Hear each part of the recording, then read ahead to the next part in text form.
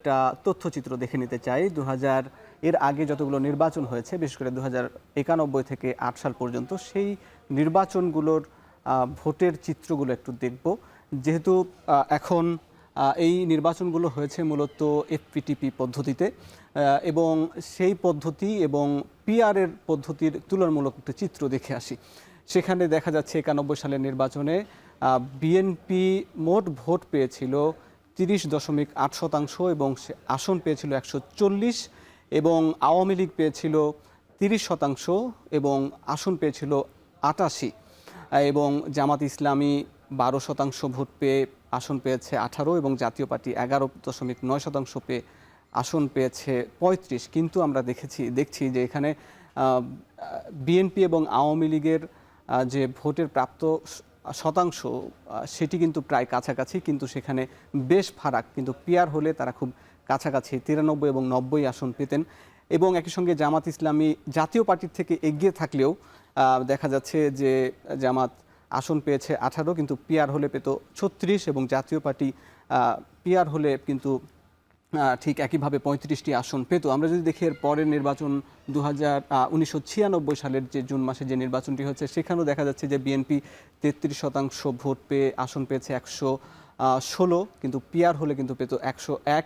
এছাড়া আওয়ামী লীগ ৩৭% আসন পেয়ে ১৪৬টি আসন পেয়েছে, কিন্তু পিআর হলে এত বেশি আসন পেত না, সেখানে ১১২। অর্থাৎ বিএনপি এবং আওয়ামী লীগ মোটামুটি কাছাকাছি কিছু আসন পেত। এছাড়া জামাত ইসলামী ৮% ভোট পেয়েও মাত্র ৩টি আসন পেয়েছে, ৮% ভোট পেয়েও। কিন্তু যদি পিআর হতো তাহলে ২৫টি আসন পেত। এছাড়া জাতীয় পার্টি ১৬% ভোট পেয়ে ৩২টি আসন পেয়েছে, এবং ৪৮টি কিন্তু পিআর হলে তারা আসন পেত।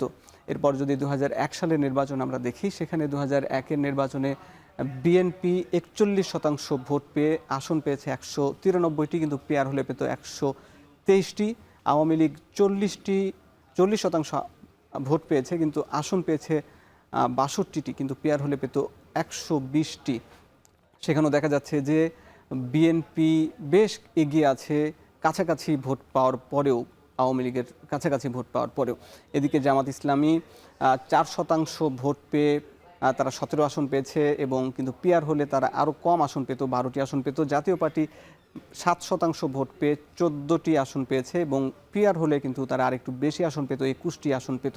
এছাড়া ২০০৮-এর নির্বাচন যদি আমরা দেখি, সেখানেও বেশ কিছু ফারাক রয়েছে। বিএনপি ৩২% ভোট পেয়ে ৩০টি আসন পেয়েছে, কিন্তু পিআর হলে পেত ৯৯।